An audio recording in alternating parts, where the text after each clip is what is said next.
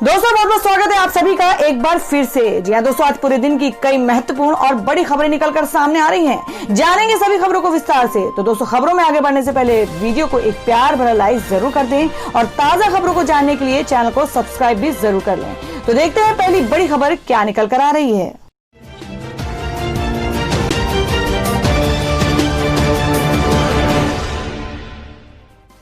तो दोस्तों, आज की पहली बड़ी खबर बता दें कि बिहार एनडीए में खींची तलवार, पीएम मोदी के साथ चिराग ने मिलाया सुर। जेडीयू एमपी बोले जिस डाल पर बैठे उसे ही काट रहे। जी हम बात कर रहे हैं कि बिहार में सत्ताधारी राष्ट्रीय जनतांत्रिक गठबंधन एनडीए में ऑल इज वेल नहीं दिख रहा है। गठबंधन के घटक दल जनता दल यूनाइटेड, जेडीयू व लोक जनशक्ति पार्टी एलजेपी का तनाव चरम पर पहुंचता दिख रहा है।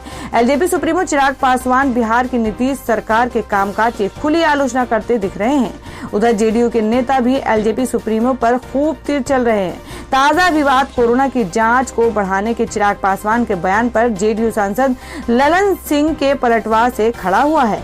ललन सिंह ने चिराग पासवान को सूरदास एवं कालिदास बताया, जिसके पलटवार में एलजेपी ने ललन सिंह को भी सूरदास एवं कालिदास करार दिया। खास बात यह है कि ताजा विवाद प्रधानमंत्री नरेंद्र मोदी द्वारा बिहार में कोरोना जांच बढ़ाने की बात के साथ चिराग पासवान के सुर मिलाने से उभरा है। बड़ी खबर निकल कर आ रही है। आपको बता दें कि रूस का दावा 2 महीने बाद भारत को भी उपलब्ध करवा सकते हैं कोरोना की वैक्सीन। जी आपको बता दें कि भारत में अब रोजाना कोरोना वायरस के 60,000 से ज्यादा मामले सामने आ रहे हैं, जिससे साफ हो रहा है कि हमारे यहाँ संक्रमण अन्य देशों की तुलना में तेजी से फैल रहा है। वैक्सीन आने तक भारत में लोगों को कोरोना वायरस से राहत नहीं मिलेगी। मंगलवार को रूस के राष्ट्रपति व्लादिमीर पुतिन ने ऐलान किया था कि उनके देश ने कोरोना की वैक्सीन बना ली है और जल्द ही उसे जनता के लिए उपलब्ध करवा दिया जाएगा। अब वैक्सीन की फंडिंग करने वाली संस्था ने भारत के लिए एक राहत भरी खबर दी है। दरअसल रशियन डायरेक्ट इन्वेस्टमेंट फंड नामक संस्था ने रूसी कोरोना वैक्सीन प्रोजेक्ट के लिए फंडिंग की है। संस्था के हेड किरिल दिमित्रिज के मुताबिक भारत समेत 20 देशों ने उनकी वैक्सीन को खरीदने की इच्छा जताई है। वैसे तो रूस सरकार का मकसद पहले अपने देश के जनता को वैक्सीन देना है, लेकिन नवंबर तक वो दूसरे देशों में वैक्सीन की सप्लाई शुरू कर सकते हैं। अगर ऐसा हुआ तो भारत को भी नवंबर में वैक्सीन मिल सकती है। और दोस्तों, में अगली खबर में आपको बता दें कि वेंटिलेटर पर पूर्व राष्ट्रपति प्रणब मुखर्जी, बेटी शमिष्ठा बोली, भगवान वो करे जो सबसे अच्छा हो, मुझे शक्ति दे। जी आपको बता दें कि ब्रेन क्लॉट सर्जरी के बाद पूर्व राष्ट्रपति प्रणब मुखर्जी वेंटिलेटर सपोर्ट पर हैं। मुखर्जी कोरोना वायरस से भी संक्रमित पाए गए हैं। अस्पताल में उनकी हालत नाजुक बनी हुई है और देश भर में लोग उनके बेहतर स्वास्थ्य के लिए दुआ कर रहे हैं। इस बीच उनकी बेटी और कांग्रेस नेता शमिष्ठा मुखर्जी ने पिता के लिए दुआ करते हुए 1 साल पुरानी बात को याद किया है। आपको बता दें, शमिष्ठा मुखर्जी ने ट्विटर पर लिखा कि पिछले साल 8 अगस्त मेरे लिए सबसे खुशी वाला दिन था, क्योंकि इसी दिन मेरे पिता को भारत रत्न सम्मान दिया गया था। ठीक 1 साल बाद 10 अगस्त को वे गंभीर रूप से बीमार पड़ गए। भगवान वो करे जो उनके लिए सबसे अच्छा हो और मुझे शक्ति दे कि जीवन के दुख और सुख दोनों को समान भाव से स्वीकार कर सकूं। मैं सभी को उनकी चिंताओं के लिए धन्यवाद देती हूँ। और वह अगली खबर बता दें कि दावा सिर्फ 38 लोगों पर रूस ने किया था कोरोना वैक्सीन का ट्रायल। 1-2 नहीं, कई सारे साइड इफेक्ट। जी आपको बता दें कि दुनिया में कोरोना वायरस से संक्रमित मरीजों की संख्या 2 लाख के पार पहुंच गई है और अब रोजाना लाखों मामले सामने आ रहे हैं। हालात तब तक ऐसे रहेंगे जब तक कोरोना वायरस की वैक्सीन बाजार में नहीं आ जाती। मंगलवार को रूस के राष्ट्रपति व्लादिमीर पुतिन ने ऐलान किया था कि उनके देश ने कोरोना की वैक्सीन बना ली है और जल्द ही उसे जनता के लिए उपलब्ध करवा दिया जाएगा। लेकिन अब इस वैक्सीन के ट्रायल पर सवाल उठने लगे हैं। न्यूज एजेंसी फोनटंका के मुताबिक कागजी कार्रवाई के हिसाब से सिर्फ 38 लोगों पर ही रूस की कोरोना वायरस वैक्सीन का ट्रायल किया गया था। इसके अलावा केवल 42 दिनों के शोध के बाद इसे रजिस्टर कर दिया गया। ऐसे में इसके प्रभाव का अभी ठीक से पता नहीं चल पाया है और दुनिया भर के वैज्ञानिक और डॉक्टर्स राष्ट्रपति व्लादिमीर पुतिन के ऐलान को लेकर सवाल उठा रहे हैं। तो दोस्तों, आप लोगों को क्या लगता है, जिस तरीके से रूस कंट्री दावा कर रही है कि कोरोना वैक्सीन उसकी पूरी तरीके से कंप्लीट हो गई है और पूरी तरीके से सक्सेस है, तो वाकई में ये हर किसी के लिए बहुत ही ज्यादा लाभदायक है। आप अपना सुझाव कमेंट बॉक्स में जरूर दें। बढ़ते अगली खबर की ओर। और वहीं अगली खबर में आपको बता दें कि पाकिस्तान ने चीन को दिया यूरेनियम खनन का ठेका, परमाणु हथियारों के लिए हो सकता है इस्तेमाल। जी हम बात कर रहे हैं कि चीन ने अब पाकिस्तान अधिकृत कश्मीर में प्राकृतिक संसाधनों के अवैध उत्खनन का काम शुरू कर दिया है। दरअसल ड्रैगन को ऐसा करने की छूट शी जिनपिंग की कम्युनिस्ट पार्टी ऑफ चाइना सरकार के दोस्त इमरान खान सरकार ने दिया है। भारत के लिए ये दो मोर्चे पर नुकसान और खतरे वाली बात है। एक तो पीओके भारत का हिस्सा है जिस पर पाकिस्तान ने अवैध कब्जा करके रखा हुआ है, और दूसरा कि वहां चाइनीज कंपनियों को जिन धातुओं के खनन का ठेका दिया गया है उनमें यूरेनियम जैसे पदार्थ भी शामिल है जिनसे परमाणु हथियार भी बनाए जा सकते हैं। गौरतलब है कि पाकिस्तान ने परमाणु हथियार की पूरी टेक्नोलॉजी ही चोरी करके प्राप्त की हुई है, जिससे सीधे अथवा परोक्ष रूप से चीन का भी नाम आता रहा है। और दोस्तों में अगली बड़ी खबर निकल कर आ रही कि सांप्रदायिक हिंसा में सुलग रहा था शहर, हनुमान मंदिर बचाने के लिए मुस्लिमों ने बनाई मानव श्रृंखला। जी हम बात करें कि देश का आईटी हब और सबसे हाईटेक शहर में शुमार कर्नाटक की राजधानी बेंगलुरु मंगलवार की रात एक सोशल मीडिया पोस्ट के चलते हिंसा की भेंट पर चढ़ गया। 4 घंटे तक शहर में आगजनी होती रही, तोड़फोड़ और पत्थरबाजी हुई। बेंगलुरु के डीजे हल्ली इलाके में उपद्रवियों ने कांग्रेस विधायक श्रीनिवास मूर्ति के घर को निशाना बनाया और इस हिंसा में एडिशनल पुलिस कमिश्नर समेत 60 पुलिस वालों को चोटें आई हैं। 3 उपद्रवियों की मौत हो गई है। जिस वक्त पूरा शहर दंगे की आग में जल रहा था, उसी वक्त सांप्रदायिक सद्भाव की एक ऐसी मिसाल पेश की गई है जो आक्रामक भीड़ के गाल पर एक तमाचा है। आपको बता दें कि न्यूज एजेंसी एएनआई ने एक वीडियो साझा किया है जिसमें दावा किया गया है कि हिंसा के दौरान मुस्लिम समुदाय के कुछ लोगों ने हनुमान मंदिर को भीड़ से बचाने के लिए मानव श्रृंखला बनाई।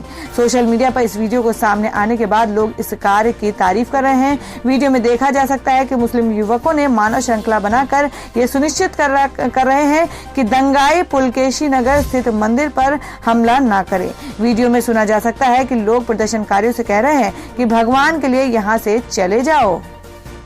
और दोस्तों में अगली खबर में आपको बता दें कि जो कि कोरोना का प्रकोप के बारे में है कि एयर इंडिया ने इन 5 देशों में बंद किए अपने ऑफिस, कर्मचारियों को बुलाया वापस।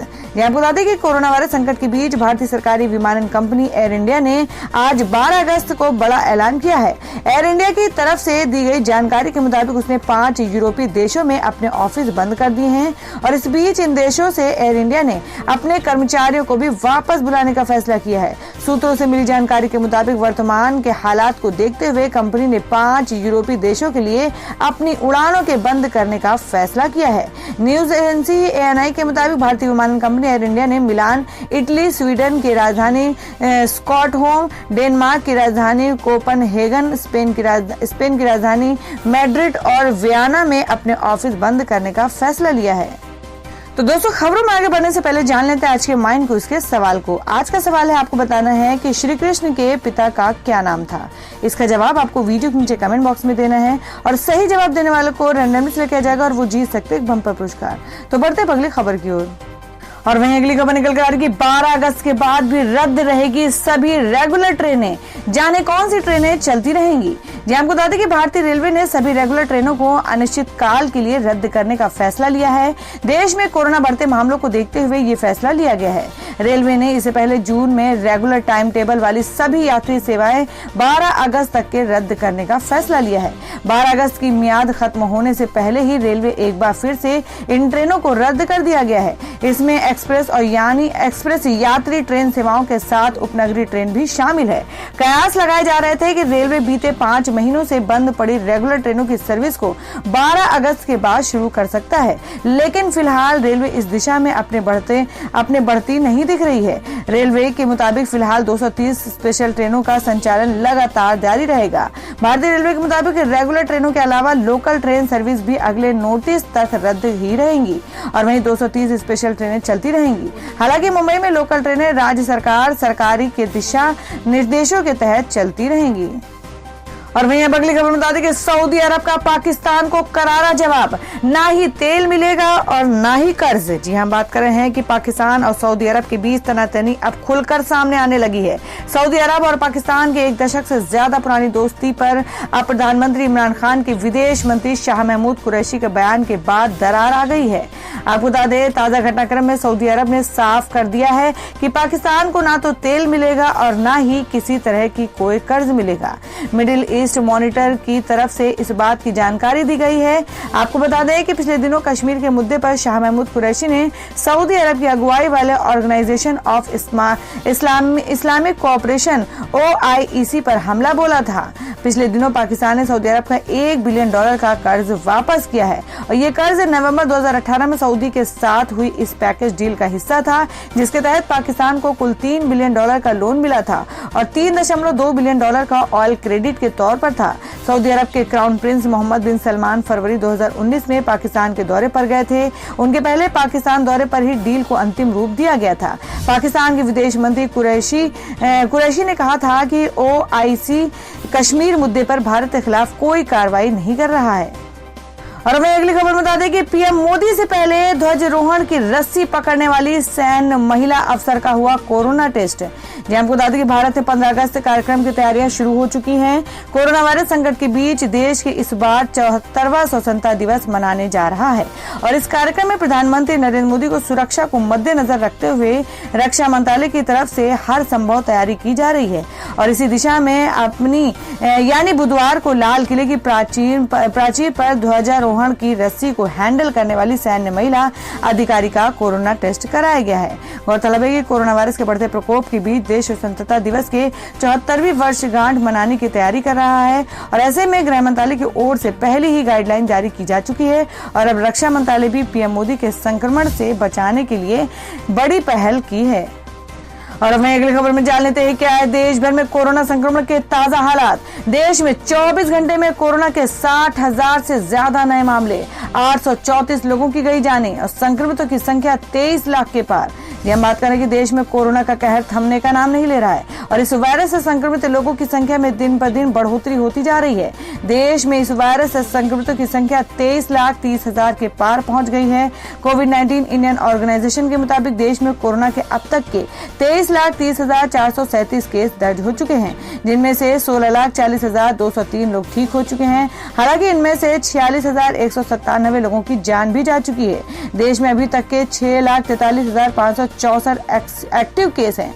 केंद्रीय स्वास्थ्य मंत्रालय की ओर से जारी ताजा आंकड़ों के मुताबिक देश में पिछले 24 घंटे में 60,963 नए केस सामने आए हैं और 834 लोगों की इससे जान गई है। तो दोस्तों आप लोगों को क्या लगता है कि जिस तरीके से रूस ने वैक्सीन को तैयार कर ली है तो अपनी भी गवर्नमेंट को जल्द से जल्द उससे वैक्सीन खरीदने की तैयारियां करना चाहिए, जिससे कि अपने भी देश में कोरोना का संक्रमण जल्द से जल्द खत्म हो सके। आप अपना सुझाव कमेंट बॉक्स में जरूर दें। बढ़ते अगली खबर की ओर और वही अगली खबर बता दें जिसमें नारायण मूर्ति ने कहा कि GDP में आ सकती है आजादी के बाद सबसे बड़ी गिरावट, थामने के लिए इंतजाम हो। जी आपको बता दें कि इन्फोसिस के संस्थापकों में से एक NR नारायण मूर्ति ने कहा कि मौजूदा वित्त वर्ष में अर्थव्यवस्था आजादी के बाद सबसे खराब स्थिति में होगी। उनका कहना है कि आजादी के बाद DGP में सबसे बड़ी गिरावट देखी जा सकती है, लिहाजा इसे संभालने के लिए जल्द से जल्द कदम उठाए जाने चाहिए। मूर्ति ने कहा कि देश की GDP में कम से कम 5% गिरावट का अनुमान लगाया जा रहा है और हम 1947 के बाद की सबसे बड़ी DGP गिरावट देख सकते हैं। नारायण मूर्ति ने कहा कि ग्लोबल GDP नीचे आ गई है, ग्लोबल ट्रेड डूब रहा है। और मैं अगली खबर बता दें कि 1947 के बाद सबसे कम GDP ग्रोथ की आशंका पर बोले राहुल गांधी कि मोदी हैं तो मुमकिन है। जी आपको बता दें कि कारोबारी NR नारायण मूर्ति के भारत की GDP में आजादी के बाद सबसे बड़ी गिरावट आने की आशंका जताए जाने के बाद राहुल गांधी ने प्रधानमंत्री नरेंद्र मोदी पर निशाना साधा है। नारायण मूर्ति के बयान से जुड़ी कुछ खबरों को शेयर करते हुए राहुल गांधी ने ट्विटर पर लिखा कि मोदी हैं तो मुमकिन है। राहुल गांधी लगातार ये कहते रहे हैं कि प्रधानमंत्री मोदी पर देश की अर्थव्यवस्था को बर्बाद कर रहे हैं। इन्फोसिस संस्थापक NR नारायण मूर्ति ने कहा है कि देश की GDP ग्रोथ 1947 के बाद की सबसे खराब हालत में पहुंच सकती है। मूर्ति ने कहा कि भारत की GDP में कम से कम 5% संकुचन का अनुमान लगाया जा रहा है। ऐसा लग रहा है कि हम 1947 के आजादी के बाद की सबसे कम GDP ग्रोथ देख सकते हैं और बहुत जरूरी है कि अर्थव्यवस्था को जल्द से जल्द पटरी पर लाया जाए। उन्होंने कहा कि देश में जो लॉकडाउन लागू किया गया है उसके बाद से लगातार उनका ये मानना है कि लोगों को कोरोना वायरस के साथ ही जीने के लिए तैयार होना होगा। तो दोस्तों खबर में आगे बढ़ने से पहले एक बार फिर से आपको याद दिला दें कि अगर आपने अभी तक के हमारे वीडियो को लाइक नहीं किया तो जल्दी से वीडियो को लाइक कर दें, क्योंकि आपका एक लाइक हमारे लिए बहुत ही महत्वपूर्ण होता है। और अगर आप हमारे चैनल पर नए हैं तो चैनल को जरूर सब्सक्राइब कर लें और बेल के बटन को भी जरूर हिट कर दें। और हमारी पूरी न्यूज को जानने के लिए वीडियो को लास्ट तक जरूर देखें। बढ़ते अगली खबर की ओर। और दोस्तों मैं अगली खबर में जान लेते हैं क्या है देश भर में मौसम के ताजा हालात। आपको बता दें कि दिल्ली एनसीआर समेत उत्तरी राज्यों में बारिश की भविष्यवाणी, देश के कई हिस्सों में बाढ़ जैसे हालात। जी हम बात कर रहे हैं कि मानसून के एक्टिव होने से देश के अधिकांश हिस्सों में लगातार बारिश हो रही है। आईएमडी का कहना है कि अभी कई राज्यों में कहीं हल्की, कहीं मध्यम तो कहीं तेज बारिश होगी। वहीं भारी बारिश के कारण कुछ जगहों पर बाढ़ का खतरा लगातार बढ़ता जा रहा है। जी हम बात कर रहे हैं कि देश में मानसून के एक्टिव मौसम के मिजाज में लगातार बदला हुआ है। अधिकांश हिस्सों में लगातार बारिश हो रही है और वहीं कई जगहों पर बाढ़ जैसे भी हालात बने हुए हैं। आईएमडी ने कहा कि बुधवार तक दिल्ली एनसीआर और उसके आसपास के इलाकों में मध्यम बारिश की संभावना है। दरअसल रविवार को यहां अच्छी बारिश हुई थी, जिसके कारण दिल्ली वासियों को गर्मी से काफी राहत मिली थी और तापमान में भी गिरावट आई थी। आईएमडी का कहना है कि हरियाणा, पश्चिमी उत्तर प्रदेश और दिल्ली एनसीआर में बंगाल की खाड़ी से चलने वाली हवाएं पहुंचेंगी, लिहाजा यहां पहले अच्छी बारिश होने की संभावना है, इसके बाद मध्यम बारिश हो सकती है।